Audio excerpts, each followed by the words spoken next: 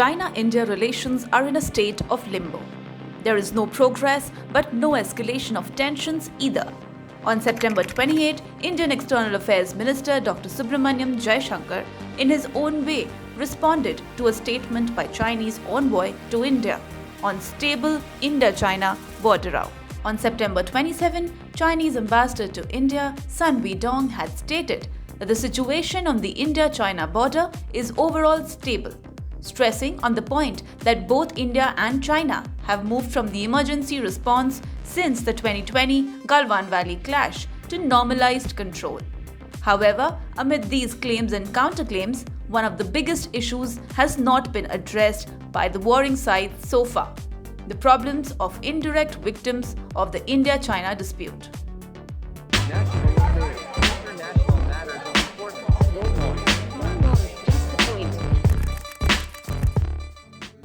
On June 15, 2020, a lethal military conflict over disputed territory in the Himalayas shook the edifice of China-India relations.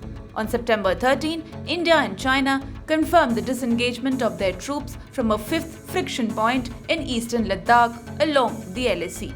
2 years after deadly fistfights, India and China pulled back from the disputed frontier high in the Himalayas on September 12th.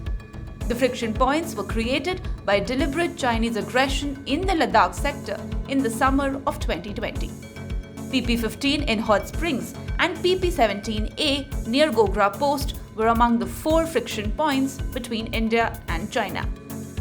I don't think I would say anything new there today, except I would recognize that we've had disengagement at PP-15. The disengagement, as I understand, was completed, and that is one problem less on the border.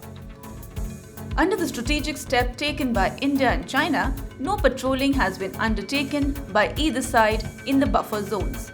After Indian troops pulled back from patrolling points in Kograng Valley, that includes patrolling points PP-15, 16 and 17, at least 3 large grazing areas have been turned into no man's land or buffer zones.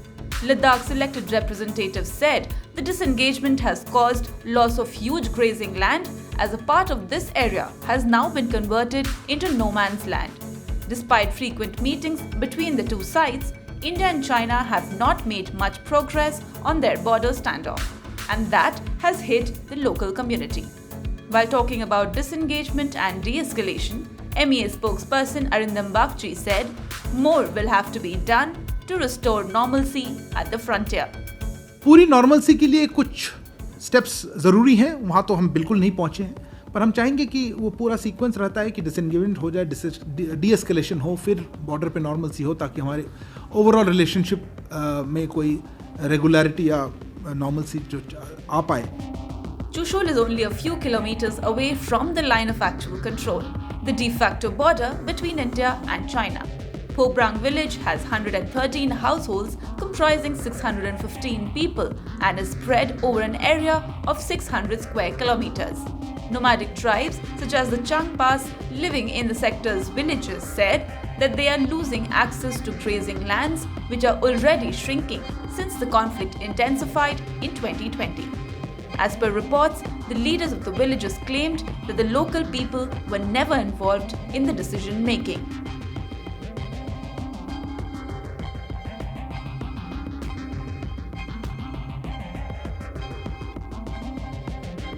While both sides express the desire to have good ties with the other country, there is a lot left to be done in terms of progress on the ground. We continue to strive for a relationship with China, but one that is built on mutual sensitivity, mutual respect and mutual aid. India-China relationship has soured following a standoff in the Galwan Valley in April-May 2020. In many occasions, EM S. Jaishankar has slammed China for disregarding the border pacts with India. Indian EM has always said that the state of the border will determine the state of India-China relationship.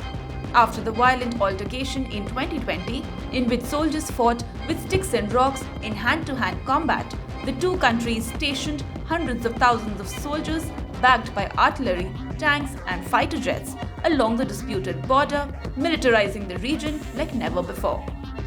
As Indian and Chinese troops are standing with an eyeball-to-eyeball stance, nomads are not happy with the situation. Will India manage to gain the confidence of the nomadic tribe on the ground?